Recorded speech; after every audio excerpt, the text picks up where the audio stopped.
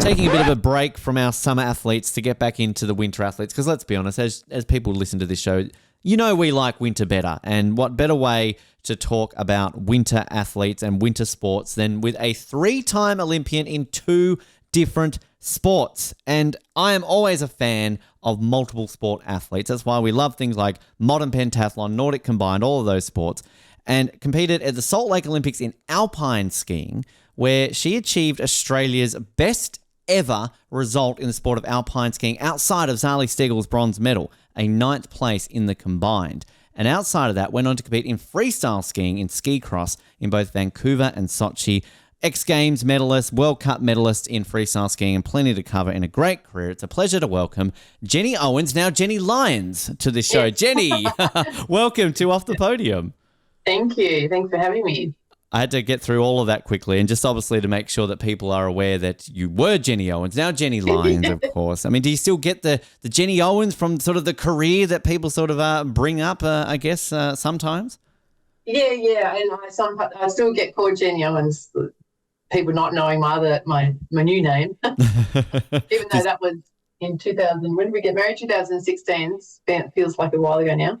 That was actually just a secret test there to make sure you were remembered when you got married. You know, your husband secretly passing. Make sure she remembers. We need to test that. But I mean, I just love looking at everything that you've achieved across your career, and obviously in 2 different sports. And I believe you started skiing very young, 4 years old, if I'm not mistaken. Is that correct? What sort of brought about the skiing bug when you did eventually strap on those skis?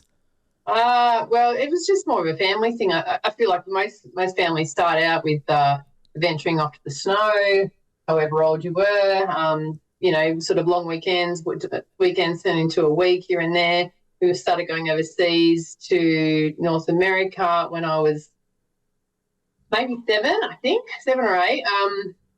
And then, did like the Billy Kid race club and stuff over there, and got better, and did the Southern Alps Ski Club weekend down here, and won a little trip to go on a race week with their group at Perisher. And then the Perisher Race Club saw me skiing and asked if I wanted to join the race club the next year. And I was like, sure, why not? And it all sort of rolled from there, really. Was it a case of obviously doing ski racing, alpine skiing at that point? Was there many options in the freestyle disciplines at that point in Australia? Obviously a lot different now, but sort of back then, were there options to pursue that then? Yes, I remember, and a lot of people from Perisher remember in that era. It was the Malibu Moguls team. Wow. Malibu was their sponsor. But it wasn't super popular. Alpine skiing was obviously more popular. Snowboarding was just starting to come in, where I think Zeke really was the only one, Zeke Steggall. And, it was weird. Snowboarding was a weird thing back then. There wasn't very many people doing it. And so moguls was a bit similar, because back then I think they were still doing ballet. Oh, the glory of ski ballet. Sport. Missed that sport. What a sport. Yeah. But obviously aerials was around too. But, I mean, that was more down in Buller, so you didn't really see that. Freestyle was around, but obviously ski cross wasn't back when I started. And I don't know why I chose alpine. I guess it was just that's sort of the one that most people, I guess, fall into first. Was there option for Nordic? Was that ever kind of on the table? I did it in a school, what do you call it? In a school, yeah. And I always was told I had, if I wanted to be in more of a cardio sport, I'd be perfect because my lungs were huge. Had man-sized lungs, but mentally I was never good at that stuff, because I was never good at pushing myself through those pain barriers of what you sort of need to do at those sports. So, no. It's always fascinating, particularly from the Australian angle, where kind of obviously, skiing, it's not like in other parts of the world where it's just sort of part of life, where you kind of have those options. And I guess sort of, different eras of athletes we get on this show, Jenny, when now if we're sort of getting an Olympian who's, say, been in Beijing, and say freestyle skiing's a lot more, diverse now than it was sort of back when you were starting. It's just kind of always interesting. And the Nordic skiers we get on this show, I always just like to find out, like, oh, were you ski racing and you went to Nordic? Like this, I don't know, there seems to be like much more of a separation between the Nordic disciplines versus the alpine and the freestyle disciplines. Yeah. It would be interesting. I'd be interested actually to hear how they get involved in that, because it is a bit of a odd one for Australians to be like, that's the first sport you sort of choose in the winter category. Yeah, for sure. Were you active in many other sports growing up as well alongside skiing?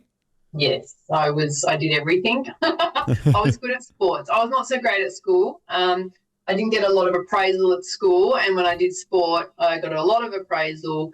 So that was what I cared about most, obviously. And I was good at everything. The only sport I sucked at really was tennis. It didn't matter how many tennis lessons I did. There was way too much concentration needed to get the ball back across the net numerous times. Was there another one that perhaps had skiing not worked out, like through all those ones that you were good at, that potentially was the other one that we could have been talking to you about as an Olympian? Yeah, well, yes, I was a good swimmer. I was a strong swimmer. I used to go to state level at school, but when I was an older athlete, looking back and being around the swimmers at the AIS, they were like up here.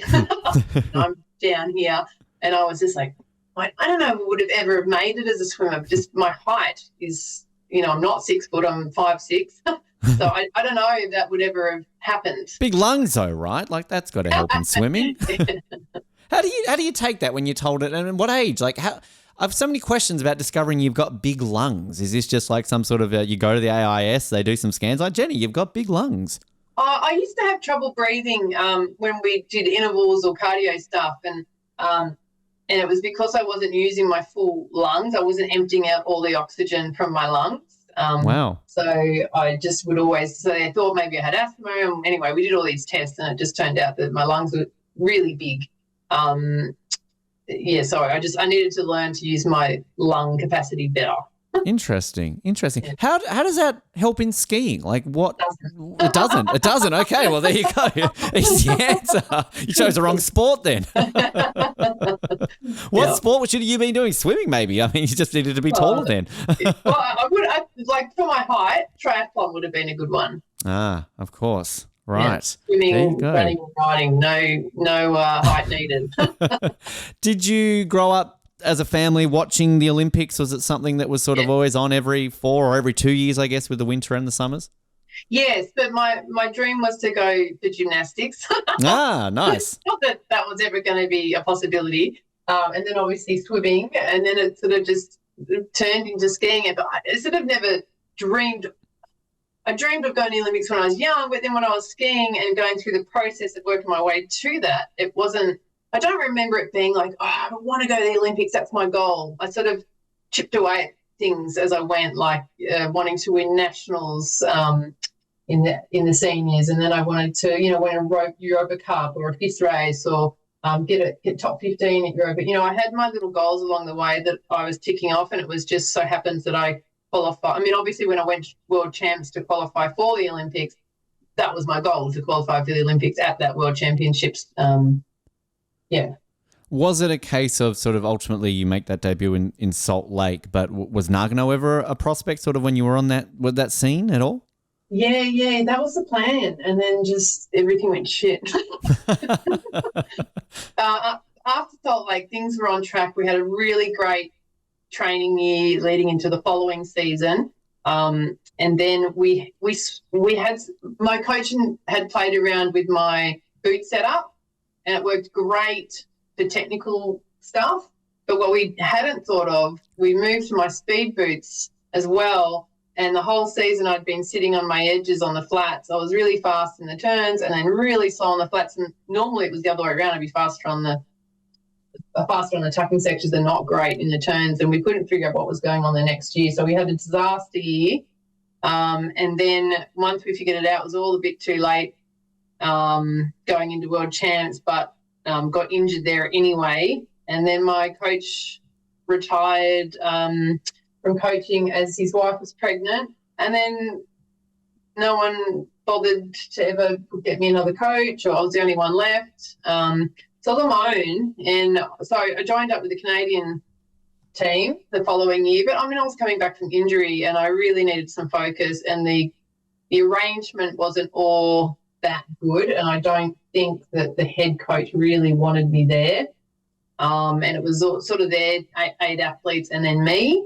And so it just didn't work. And I think I was halfway through the season and I just decided this is ridiculous. I'm wasting my time. I'm wasting my money. I'm not going to get to Torino and reach, even come close to ninth. I feel like I would have been either ninth or worse. And I didn't want that. I wanted to do better. So I just decided to retire halfway through the season. So to clarify, that's after Salt Lake. So that's obviously in the lead up to Torino. But I guess I sort of, to clarify, for Nagano for 98, were you the Olympics prior to Salt Lake, was that ever sort of on the horizon, sort of as you were working through the ranks? Sorry, did I just go off on a tangent? It's like you fit in very well on this show, Jenny. I will say we go on tangents very much on this show. But you did answer a great question that I was going to ask. So you've made my job easier after the Salt Lake question. So thank you for that. So Nagano is the one before, right? Yes, 98. So yes. No, I didn't qualify for that. I don't even know if that was really on the cards. Maybe it was. Honestly, I can't remember. It's so long ago. I do know Alice Jones at the time qualified, and then she blew a knee like the next day or something. So she didn't end up going. I don't remember. I don't even remember what Alice did to qualify. I don't remember that far. Testing the memory. That's what we like to do on this show, to really push it there. I mean, I guess the question around Nagano sort of in the lead up to Salt Lake is obviously what Zali achieved, the bronze and everything that no doubt the exposure that put on the sport. How did you find then kind of that period in the lead up to Salt Lake, and were there a lot more eyes on you and sort of like the team, given that Zali achieved a medal, and so a lot more people in Australia were probably a bit more aware of alpine skiing? I don't know. I mean, I think people are aware of it. It's not the most exciting sport to watch. It's same person, different people going down one after another over and over and over and over and over again. Swimming though, Jenny, that's just people going back and forth against a wall. Come on. But you can see who's winning. True, but you don't crash in swimming. We're secretly watching you to crash. Way more interesting. I mean, I like to watch alpine skiing, but I understand from an Australian, if you don't really know what's happening, watching runner after runner is a bit like, okay, what else is on? But yeah, I don't know. I think if you know someone, if it's an Aussie, you sort of watch, but I don't think there's a huge interest in it. I always just remember, and we had Zali on the show many years ago, before she's gone on to now, be her post-skiing career. But, I remember fanboying out a little bit because that was really my first proper exposure to a Winter Olympics Nagano. And I remember being home from school and watching her win that medal, and I had it on tape and I would watch it on like repeat so many times. So that sort of really drew me into the sport a lot more. So I remember when Salt Lake rolled around and it was like, I've got to watch more of this sport. Like, I've got to see it, because there's just something that I guess from my perspective draws you into a sport in a country where you're not exposed to it. Obviously you're around it, you're living that life, but I guess for a lot of people where we're watching it every 4 years, and back then prior to Foxtel and all those sort of things where you couldn't watch it all the time, it was fascinating. So I think that's where I think like the Olympics helped expose a lot of Australians, and Zali in particular, to areas where maybe we weren't getting that coverage prior to when we were starting to win medals in the Winter Olympics, of course. Yeah. Yeah, no, it is. I mean, for me, it's interesting to watch, and it's nice to know that other people are joining into it, being curious about it. I like to watch it now because I give feedback to the commentator at the moment. As in, like, are you sitting next to them, or are you texting them, going like, "Bruce, come on, do better, do better"? No, it's a British guy, and I feel for the women. He's a bit negative, so it annoys me. But. I can see what's happening. I can see, I like to watch the technique and see who's fast and what's happening. And to me, it's interesting because it's a sport I used to do. But, yeah, it's good to know that other people get drawn into it. Well, I like hearing that too, because we had I worked for Seven during Beijing. So I met people like Katja and Jono Brow. We had Jono on the show, and kind of it was great to sort of get that insight and learn what they're talking about and everything as well. And I guess that's a great part of having done what you've done, is that you can bring that analysis. I mean, do you find that part of it when you're getting asked to do things like that a little bit extra fun, that you can kind of use all those expertise and go, this is a bit different now. I can sit here and be in the chair rather than compete. Oh, I'd much rather be competing. Who wants to sit in the chair? No, I mean, it is nice to sometimes be sitting in a chair, but I miss competing, and I reckon I still would today if I could. Oh, what's stopping you, Jenny? Come on. Like, spring chicken still, right? I mean, I don't think my age is an issue. Others would say otherwise, but I mean, I sort of like, if I won millions of dollars, I'd probably throw some into it and make a point that us old ducks still have something to give. Hey, I just use Andrew Hoy as a perfect example. What was he, 62 in Tokyo, and he's trying to get back to Paris? So I mean, equestrian, a little bit different to skiing. I get that, but at the same time, ski cross isn't a sport. I feel it's not like alpine skiing where there's a lot of physical need going there. It's still physical, but it's different. It's a sport I feel you could actually still be fast at an older age. Your body may not handle the crashes as well, but I feel like you could still be pretty competitive. Nick Baumgartner was like 40, wasn't he, when he won gold in Beijing? So I mean, just a couple. Only 5 years past that, couple years there. I don't know. I'm just saying, like, never say never. That's right. I mean, I just need someone who would like to maybe sponsor me about $500,000 to do it, to get me to my 4th Olympics, and I'll do it. We've got some good friends on this show, Jenny. You could have the right one listening today. Who knows? You could be getting a phone call. What do you remember the moment or sort of that period in qualifying for Salt Lake? Obviously, you touched on sort of the Olympics, sort of what that qualifying for it was. But was there a moment when you were an Olympian that you felt like, I'm an Olympian now? Like a qualification, standing on top of the hill there in Salt Lake. Was there kind of a moment that any of it hit you at all?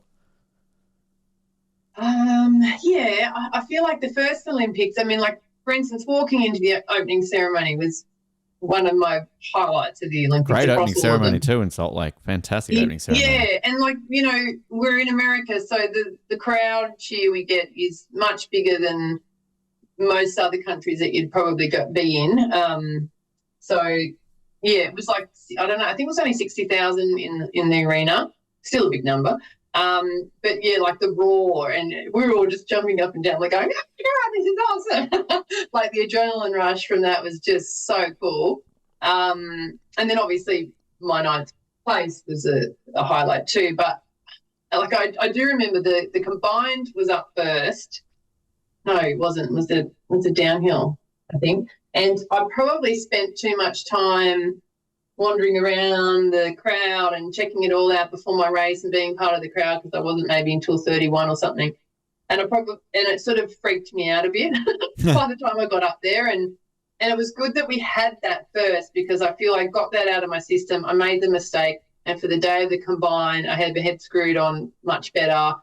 Was taking it as I would a normal race, and prepped myself and did all the inspections and really sort of focused a bit more than on the downhill. I was a bit, like a deer in headlights. Which 9th in that combined, which, as I said in the intro, I mean, outside of Zali's bronze, the best ever finish by an Australian in alpine skiing at the Olympics, which, I mean, a great achievement. I mean, is that the highlight of your career? I mean, obviously winning X Games bronze and those sort of things I'm sure are fantastic, but at least on the alpine side of things, was that the highlight of your alpine career? Yeah, I mean, that was the goal we'd set. We'd set top 10. Slalom wasn't my strongest point at that time, and we did put a lot more into slalom after that because we saw the opportunity.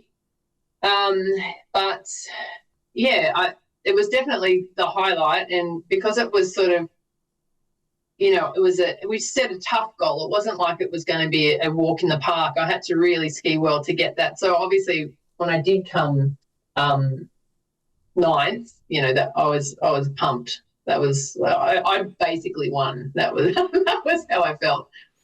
Which such a great games in general for Australia, of course. Obviously, we know with Stephen and Alyssa winning the gold and everything that came with that. But, just what was the vibe, the mood around just Australia at those Olympics? Can you sort of remember it and compare it at all to your other 2 subsequent Olympics in Vancouver and Sochi? Yes. It was really cool to be a part of that Olympics. With the medals. We had a big team there too. It was our biggest alpine team and still is our biggest alpine team today. But I must say, I didn't ever enjoy the Olympics. I found it very stressful. Wow. So much. I mean, you plan for 4 years, and the build up. Like when I left the games after Salt Lake, wasn't until I got to the next World Cup, and we got there, I think, a few days before, and we were so jet lagged, and it all just hit me, and I just broke out in all this acne, which I never had, and it was just from all the stress and the pressure, and it was just like, oh my God, what's going on? And yeah, obviously that was all just from all the crazy, and so I didn't enjoy it to that regard because of the pressure going in. And the good thing with me, all the Olympics I've been to, I always qualified a year before. So I didn't have that lead up pressure to trying to qualify like, a month out or 3 weeks before, or, trying to scramble to do it where I know some people did, which that's the part I didn't like. It made it very stressful to be around. I could plan my year going in, knowing what I had to do. But still, yeah, I didn't really like it. So my goal in Russia, knowing it would be my last Olympics, unless someone wants to sponsor me. Just always put that as an asterisk. Always put that as an asterisk. Slipping that one in there. Yeah. One of my goals was to enjoy it. I did a lot of work with my sports psych, and it was about being there. And whenever I enjoyed myself and was happy, I always usually performed my best. So that was the goal, is to be happy, enjoy the Olympics, have fun. And I did. I didn't ski my best. I had some issues leading in to that Olympics, but I didn't ski as well as I wanted to, probably the year out before that.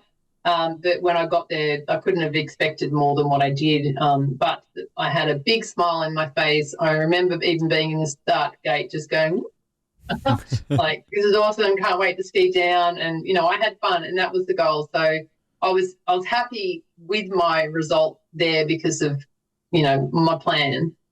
And does that then lead to other things outside of the competition bit where maybe village life you can experience a bit differently, pin trading, meeting other athletes doing that? I mean, I had great conversations with Jono around the fun of Vancouver. I don't know, like, if that's something that you take a little bit differently once you're going to your second and third Olympics versus that first Olympics. I mean, I was 23 at the first Olympics, or 22, something like that. So yeah, just young, I guess, even though you don't see that. And then obviously by the time I got to my next one in Vancouver, I was much older. And yeah, there was more to take in, more to do, again, another English speaking country. So again, more fun. We weren't in Salt Lake, so I guess the parties and the alcohol's probably allowed. Entertainment and stuff going on was a bit more, loud, and more things to do, I guess, around the place to see and do. And then there was Russia. Yeah, we'll touch on that. But I mean, kind of almost as close to a home Winter Olympics as maybe a lot of Australians will get in Vancouver, being Whistler is kind of like Australia Junior, right? And I believe you'd skied there a lot. So I guess that added to it as well. And a lot of Aussies would have been there for that. Yeah, there were. Yeah, no, it was a lot of fun. It was a really good place to have it. It was just lucky. We're lucky that the weather held up. Yes, exactly. You obviously touched on a little bit what happened after Salt Lake, sort of the retirement. But what then led to the switch to freestyle and then into ski cross? I think it started out. I was watching the ski cross on TV that year, like the World Cup. They were showing it on TV during the summer in Australia, and I'd never done a winter, like worked a winter or done a proper winter, always travel around with your bag from event to event. So a friend of mine and me decided, like, let's go do a season. And because we were doing this season, I went, well, why just do a season? Why don't I try this ski cross stuff? Like, I always wanted to try it, but when I retired from alpine, I just wanted to retire. I thought I was done. I was never skiing again. And so, yeah, we decided, okay, we'll go do a season. Oh, and while I'm there, I'll go to these, I guess some of it was pro, some of it were World Cups. And I did my first one down in Crested Butte, and I came third, and I think I won about $4,000 US, and I was like, this is cool. So basically I just jumped around the tour that season, winning money, and mostly whatever money I won, I put it towards to get to the next event. Wow. And then I'd sort of jump between there and Fernie in Canada, where my friend was. So, and then just obviously I did well. So it was like, right, let's do this. Let's be a bit more serious about it. Keep going. Is there much when it comes from switching between alpine and freestyle, sort of things like, say, a downhill to a ski race? I mean, to me, someone who doesn't know skiing that well, Jenny, it seems very similar. You've got skis on your feet. That's the simple thing. There's snow, but I can imagine there's a lot more to it. Was there much of a transition that you found switching from alpine to freestyle? Technically, no, but with the tactics, because you've got people all around you, was very unusual. I was not used to being behind someone. And, if you're behind them and you seem to be faster than them, how the hell do I get past them? So learning all that stuff was a bit tricky. And I guess the difference in our turns, and I know a lot of that alpiners, especially some of the Euros, really badmouth ski cross and how we're not good technical skiers and we're the couldn't make it in alpines that have gone, but it's not quite true. The technique used in our turns is washed and ugly because you can't, like a race car, you can't come from behind and make a nice arc and generate speed. You basically have to pin it straight at the gate and do a really sharp, quick back that way, because if you do come from behind, you open the gate up for someone to come straight on the inside of you. And if they get on the inside of you, even if they're doing a shit-house turn, they're still going to be in front of you and push you out to the side, and then you're out, and even maybe two other people have gone past you at the same time. So technically we don't look as good, and you don't have to be as strong technically as an alpine skier, but there's also other things going on, like moving over the jumps, pressing the jumps, jumping over jumps.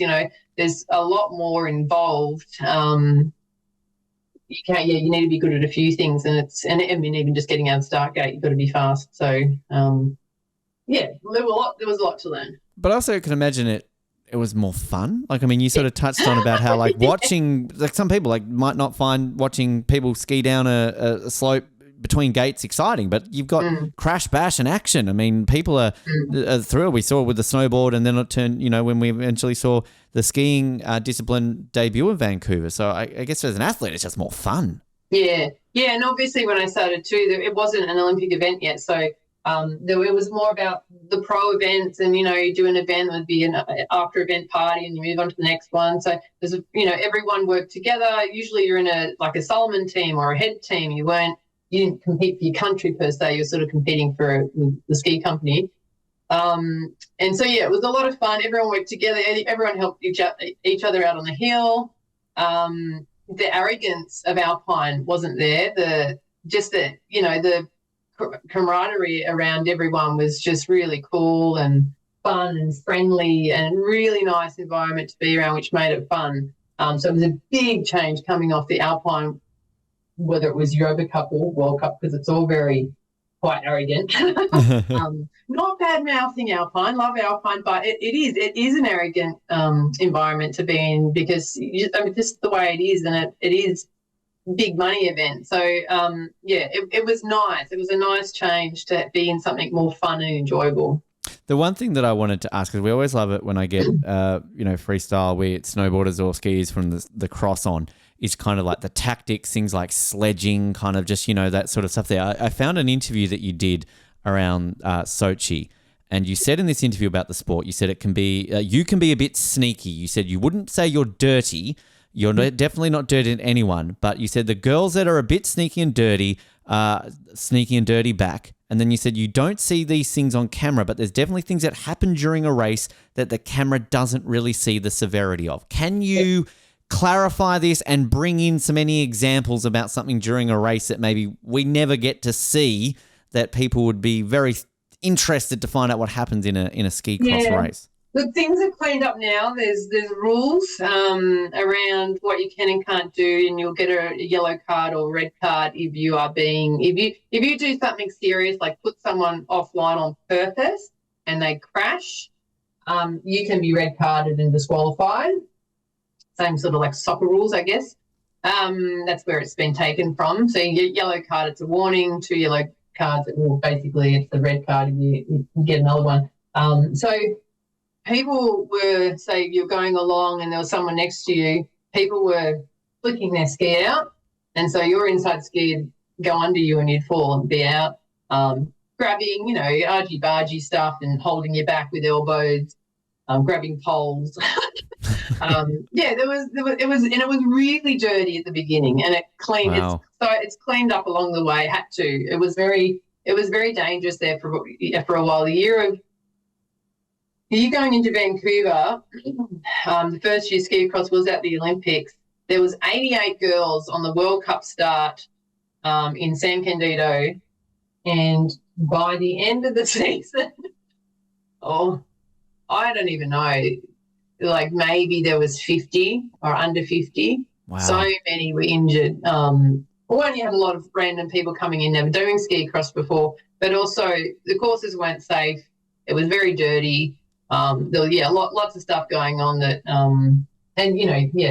the jumps weren't made very well back then, whereas it's so different now. It was very early days back then. Bit of a Wild West situation. It was, yeah. Going on with that, which, I mean, it's probably a stupid question to ask, Jenny, but I'm guessing it's for the better now, or do you think kind of like some of that, things that you could do back then and can't do now can be useful? No. The courses were terrible. Not always, but some of the courses weren't made very well, really bit hard on the bodies, high injuries. And no, it's definitely cleaner now. The courses run very well. The skiing ability has gotten much better. As it's evolved, it's definitely grown, and I definitely wouldn't bring any of the old stuff back in. You mentioned, of course, qualifying a long time out from each of your Olympics. In the lead up to Vancouver, though, just beforehand, pretty significant injuries going into those games, and then I believe you had a knee reconstruction directly after Vancouver. I mean, what sort of happened in the lead up to those games, and I'm guessing ultimately finished 13th. Probably not what you wanted to achieve at those games. I mean, sort of take us through that experience of Vancouver. Yes, my worst Olympics experience to date, and my worst year, I feel, of my life in my sporting world. Well, glad that we can cover this right away then, Jenny. You're welcome that I brought this up. Yeah. What did I do? I did my meniscus in September of 20. What are we going into? Are we going? 2009. So that was all right. Fixed that up. Got overseas. I think I'm going to say we were 6 weeks out from the Olympics, maybe even 5. Or I had 3 weeks to recover. So I had the surgery. So I had done some cartilage damage, and it was a flap, so I had to get that taken off, and they did micro fractions to my bone. And normally you would have 3 to 4 weeks on crutches, no weight bearing, and then you rehab after that. But clearly I didn't have time for that. So I think I had 3 weeks from memory to get back on snow, rehab it, and compete. All very quick time frame. So not only was I had the setback in September, I had the other surgery leading into that, but I just also had a disaster year. I was a medal hope leading into the Vancouver Olympics, as I was 5th in the world with a couple of podiums under my belt from the year before. So there was a lot of pressure. I changed my game plan going in, which put a lot of pressure on myself to compete well, and I was just not in a good place mentally at all.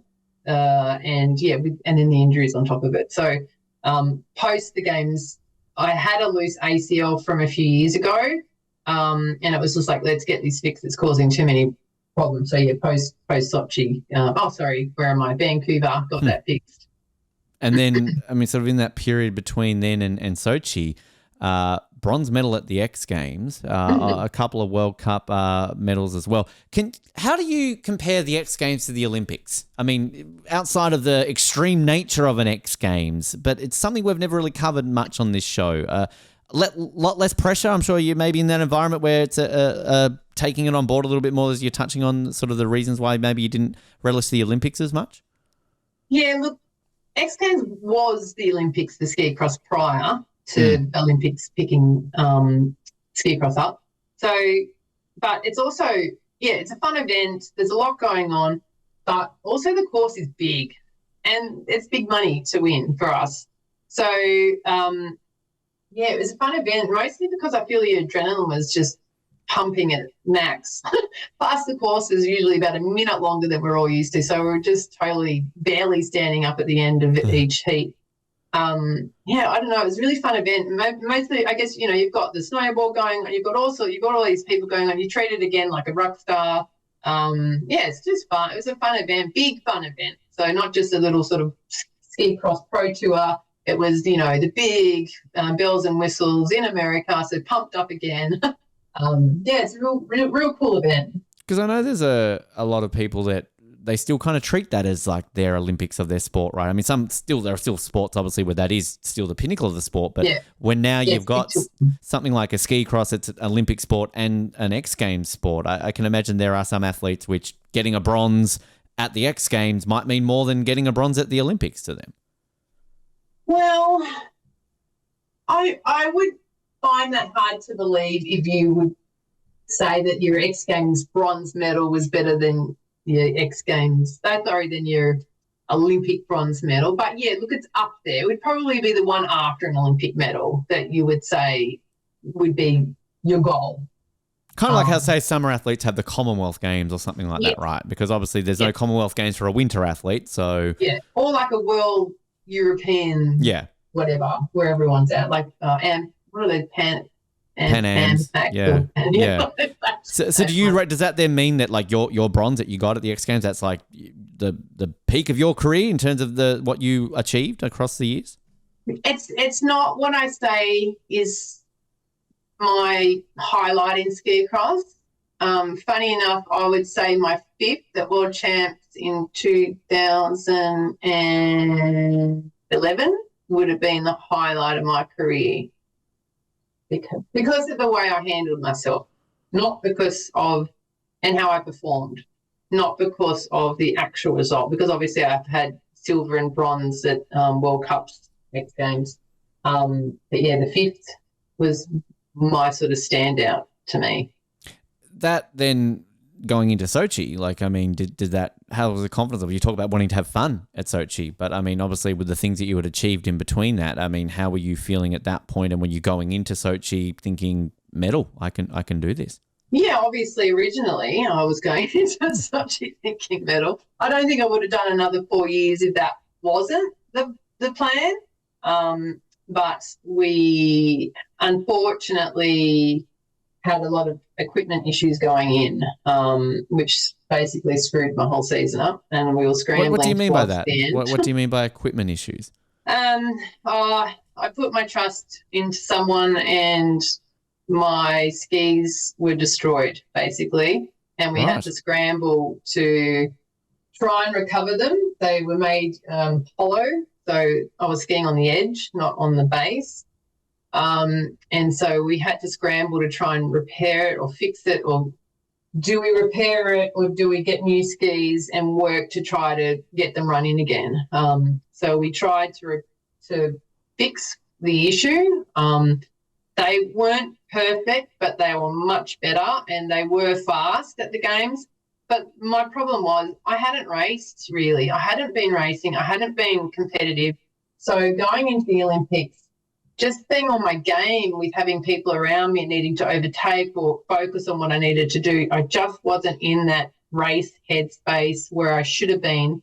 Half the time I wasn't even qualifying in top 16 or, there were just issues. So I just didn't have the best lead into that games. And so I honestly wasn't expecting more than I did. I was obviously not up there going, oh, who cares? I'll just have fun. I was still obviously going to try my best and do what I could, but I just didn't have the race experience that year to pull off what I wanted to originally. I think you touched on before, knowing that that was going to be your last Olympics. Was there any ever desire after that to push on towards 2018? No, look, I think I was done. The issue for me, like I've come out of retirement 3 times, could be 4. John Farnham of skiing. There we go. I've always felt like I have more to give. I never quite reached the pinnacle. I never was able to do what I wanted to do. I had the ability to, but there were issues, whether it was injuries or equipment or, team or whatever. There was always things that just wasn't. I just didn't have the best set up and lead into things, and I feel like I could have done more. So I kept coming out of retirement because I feel like I could do more. I can do more, and I still feel like I can do more. That's what we're saying. Sponsors, you're listening. Yeah, come on. Exactly. So I think Jana Pittman, she mentioned something on Insight once. I think it was around depression and sport, depression after sport, and the struggles that you have. And she mentioned about how she kept coming back out of retirement, about her never quite feeling like she'd given it, like she just hadn't done enough yet. She knew she could do more, but her injuries and that got in the way. So that really hit me. I was like, that's it for me too. I know I could have done more. I have more to give, and I just didn't quite have nothing aligned. All jokes aside about you coming out of retirement again, Jenny, but can you use that sort of in your post-professional athlete career, like in terms of other endeavors that you've achieved or pushed towards, or something that maybe you can think of that you can push that out into the universe and still use that? I guess in ways it's not the same though either, right? Like sport was my life. That was all I gave a shit about. I didn't really study. I did a couple of things. I dabbled. I did start doing a degree in sports management, but decided that I didn't need a degree for that. And I didn't want to go into administration within the sport area, mostly around the politic issues. Not very politically correct. So no Zali Steggall style career is what you're saying. Okay, right. Yep. No. Yeah. But I mean, in ways, yes, of course. But yeah, it's I struggle in life after sport because I haven't found something that I love doing and that I can put all my heart into. So, for me, I've struggled in that. But, that's not everyone. Some people find things right after and they love it and they don't know why they didn't retire earlier. And I'm like, what? Well, the 2 things I take from that is, 1, the retirement is going to end and you'll get back out of it. And 2, never play like a board game or a video game against Jenny Lyons, because there's all that competitiveness where you're just taking it all out. Like, I'm going to beat you in Mario Kart or something like that. Yeah, a little bit competitive, but my daughter is very competitive too. And if I don't let her win, there's tears. So I'm used to pretending not to be very good. Does that then translate though into, like, your children grow up and they obviously pursue whatever they want to pursue? If all of a sudden your daughter said, like, Mum, I want to do skiing, I mean, what's your thoughts? No, straight away, no. All right, there's the answer. If you're listening to this one day, you know why you weren't allowed to do skiing, right? Yeah, no, we always said, like, me and my husband have always said, if we lived in Europe or North America, sure, but not here in Australia. Again, different for snowboarding or freestyle. It's a different, but because there is a lot of support here in those sports. Alpine, no, but I feel you sort of need to start in Alpine to have the ability to be a good mogul skier or snowboard. Like not necessarily a snowboarder, but you need to be living the winters, and you just can't do that here. So yes, if we decide to live overseas one year because my husband gets a kick-ass job over there, but otherwise it's a very expensive life, and we just can't afford that. Which, just on that, you touched on that. Back in Salt Lake, it was Australia's biggest ever alpine team. And when we recently spoke to Maddie Hoffman, of course, who is, doing great things out there in the world. But how have you kind of seen alpine, and it's obviously seemingly dropped off a lot, sort of, I guess, since you hung up the skis. And what can we do to change that? How do we get these freestylers to give up freestyle and come to alpine? Yeah, look, things are very different when I came through. We had the sport recreation camp where you would do like a 3-week, 2-week intensive program, and you would then win a scholarship to train and compete overseas. And you're just with the sport and rec team, really. And so we'd go overseas, you win your scholarship, whatever, you go overseas, you'd be with the team, same coaches, same setup. And that was how we all sort of came through. And then when you got too old to be on these scholarships anymore, sort of past high school, once you finished high school, you couldn't be on there anymore. But you get onto the state team, and again, that was with the coaches and the around the same people, and so we had this really good coaching system set up going through. We had government funding, so if I want a full scholarship to train and compete overseas, I didn't pay for anything, unless I wanted to stay longer. But my flights were all covered, the cars were mostly covered, and if you're going to stay longer, you just had to throw in some money towards the van and your accommodation, but that was nothing because we had we had vans. We had like 2 vans of people going around.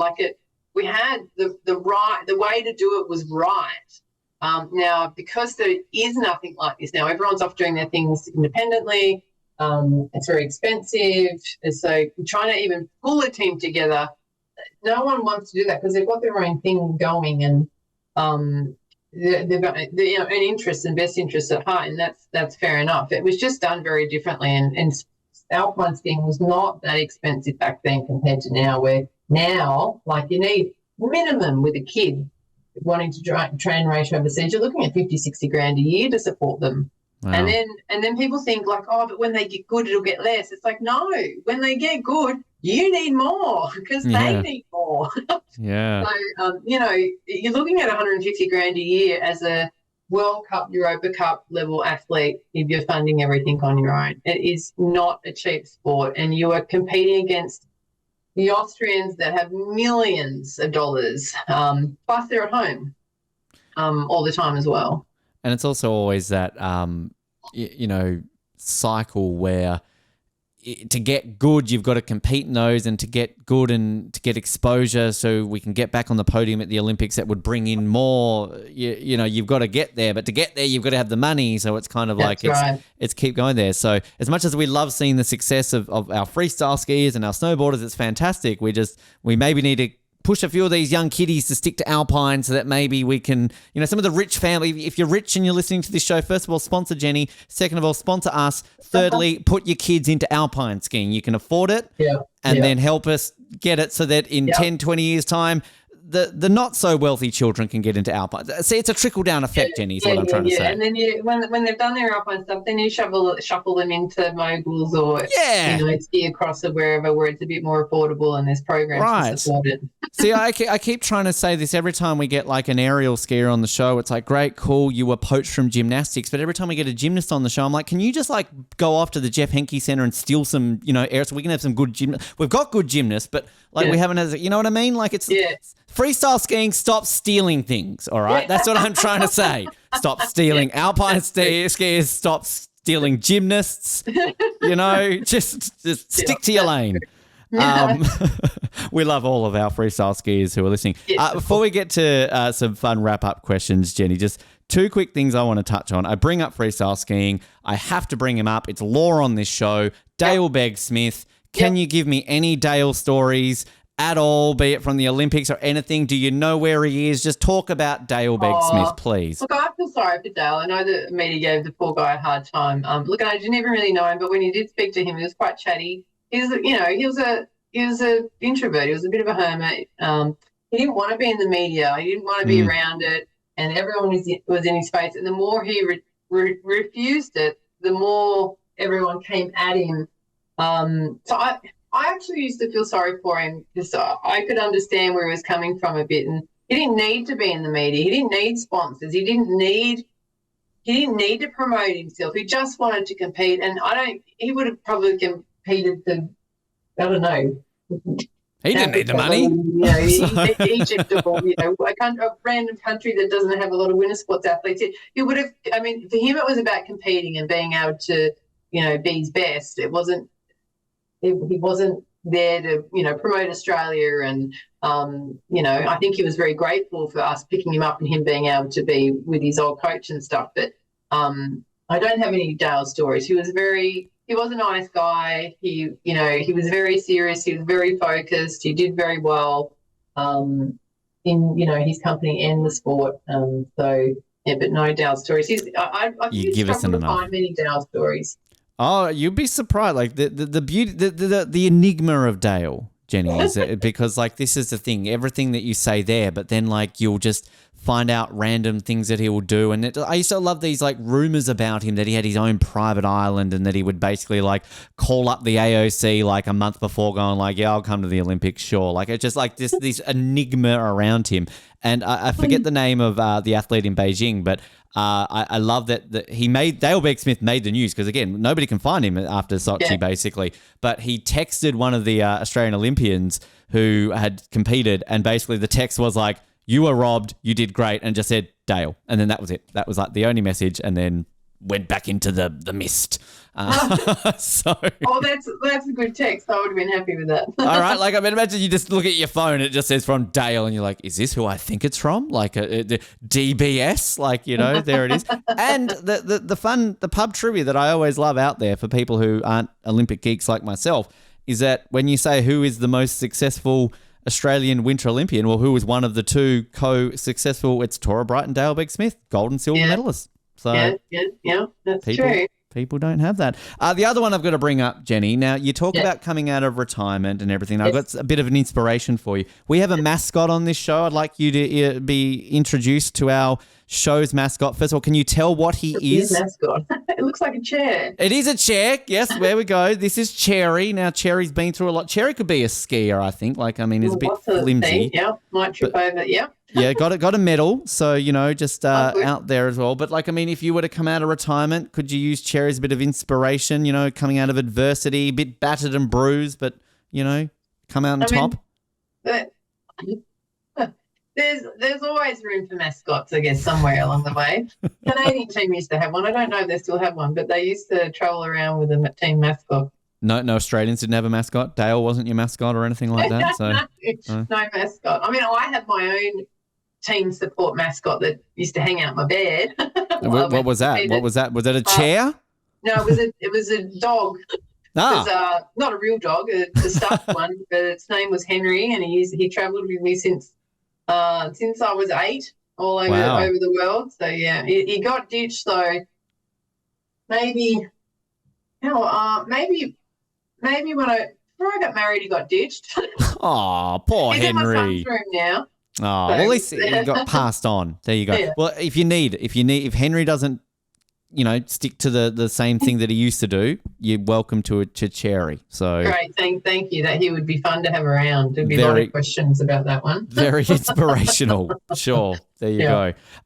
Jenny, we wrap up every single interview with a set of fun, get-to-know-you style questions. As always, these were based on a questionnaire that Team Canada gave their athletes ahead of both the Rio and Pyeongchang Olympics. I'm going to use the questions that were given to Evan McCochran here. So I'm going to use those. And there is a drawing element. You don't have to. You can maybe pass this on to your kids if you want to. Basically, if you feel the need, you can draw a picture of yourself. You can draw a picture of an Australian animal. Entirely up to you. Draw us a picture of Dale Beck-Smith. We wouldn't say no to that. But I've got to reach my quota. We've got to say his name a certain amount of times per episode. Right. And eventually, I'm hoping it's going to be like Beetlejuice, that eventually he will just appear and he will come on the show. Like, honestly, if he came on the show and was just like, "Hi, thanks for having us," and left, I would be fine with that. Best interview ever. We'll start off with Jenny. Growing up, who was your? I'll start that again. Growing up, I get to a point in the interview I can't speak anymore. Your favorite sports team was? Team. Mm. Oh, goodness. I was more of an individual person. You can give us some athletes. If you didn't have a team, who were some of the athletes and maybe your favorite athletes growing up? Early on, Nadia Comaneci, and then like swimming, like as I got older, Susie O'Neill. Who's still swimming, mind you. Yeah. Which I saw. I used to look up to different athletes for different things. I liked them for different things, but I never was like, oh my God, it's, Joe Blow. Might answer my question. I saw you've got a great video on YouTube sort of going over a lot of your skiing career and some of the highlights showing Salt Lake. There's a picture of you and Susie O'Neill. So you obviously got to rub shoulders there. Athlete person at Salt Lake, and she was super cool and she was awesome. Yeah. And on that too, actually, random question. I said his name briefly before. What's it like to reflect back on your first ever Olympics and have Bruce McAvaney commentating on you? That's got to be amazing. So good.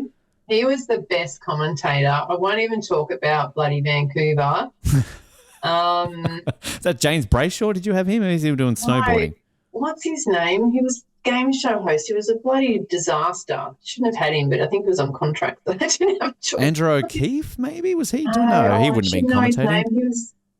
Anyway, he belittled the women's events so badly. Wasn't Eddie McGuire? Because Channel 9 had it then, didn't they? Yeah. Anyway, we'll get to the bottom of that. Anyway, back to Bruce. If you're looking out, disaster. Should never commentate, especially a women's event ever again. Right. Okay. Well, we'll find out that one. But Bruce, though, the absolute he was professional. Awesome. And he was on the ground too, because that was back when they used to send the commentators actually to the game. And we all met him before, and he asked questions, and he was really into it. He did his homework, and knew everything about everyone. He's who should commentate every sport. I miss Bruce commentating winters. Yeah. I think he would have done some in Turin, no doubt. But obviously, then 9 had Vancouver, 10 had Sochi, and he hasn't been to a winter since. So, yeah, you've got that. That's great footage to have with Bruce commentating you on that one. Your favourite music artists are? Oh, so bad at music. I like music, but I don't know names. Do you have a favourite genre, perhaps, that you go to? It depends on my mood. Like if we're going out to a party or something or a wedding or whatever, I might put something on that gets you going. Yep.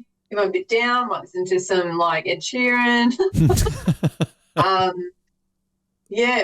nowadays it's much what the kids want to listen to. What are the kids listening to then? Well, my daughter's, Taylor Swift and Miley Cyrus, and at the moment, and she's only 5.5, so she's got some good taste. At least you're probably not pressuring you for Taylor's tickets then for the concert. And then my son really likes the Wiggles, and he's 2, so I could nearly sing every Wiggles song.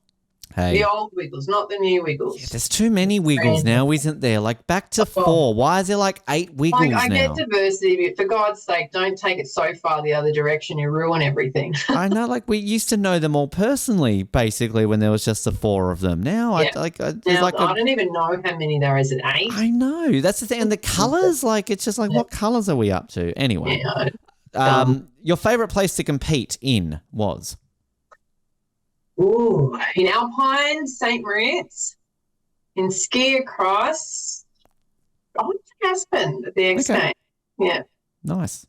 Yeah. What is one thing you have always wanted to do? Ooh. No,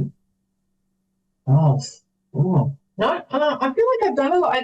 When my mum passed away, I sort of felt like I've done so much into my life. If I was given my descendants tomorrow, I was content. But now what I want to do is watch my kids grow up. Aw, very sweet. I like that. I'm here looking at Evan's answer of jumping out of an aeroplane. Oh, no. Like, cool. No, never. I will never. Ever. Keep watching kids grow up. That's sweet. Yeah, I'm not an adrenaline junkie. I do not need to jump out of an aeroplane. This is coming from somebody who did downhill skiing, and you're saying you're not an adrenaline. You've got some, fearless nature in there, but I like that. I like hearing that. I also love the fact that Evan had to add a point after this. Said, jump out of an airplane with a parachute. Thanks, Evan. I'm glad he cleared that up. Just to clarify. Yeah. A working parachute. Yeah, you'd be very technical with that one. What is your favourite movie? Oh, God, you've got some hard ones. Not a favourite. I like all the sort of war-y ones, or go in and save, you go in super stealth and save people. But I love a good soppy romance too. I don't really have a favourite. I'm really bad at these questions. I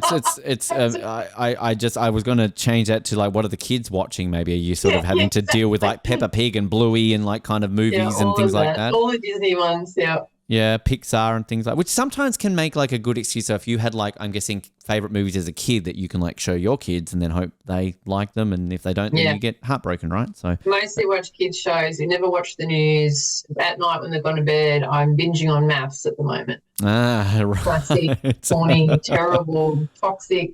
Great. Why not? All right, that's what it's there for. The last one for you, Jenny, and I'm going to change this one. The question here is my favorite place to visit in Canada is, but I'm going to change that to what is your favorite place in Australia to visit? Sydney. Sydney. I miss Sydney. Straight answer. So you're not in Sydney right now? No, I'm in a very cold place. I'm from Tasmania, so you know. Well, yeah. Well, it's been warmer in Tassie than down here in Torquay. So yeah, true. And I'm in Sydney right now, and not too bad today, but it's been quite hot recently. So you know. Yeah. Well, everyone said they wish they're in Melbourne. I'm like, oh, grass is greener. We're complaining about how we have not had summer.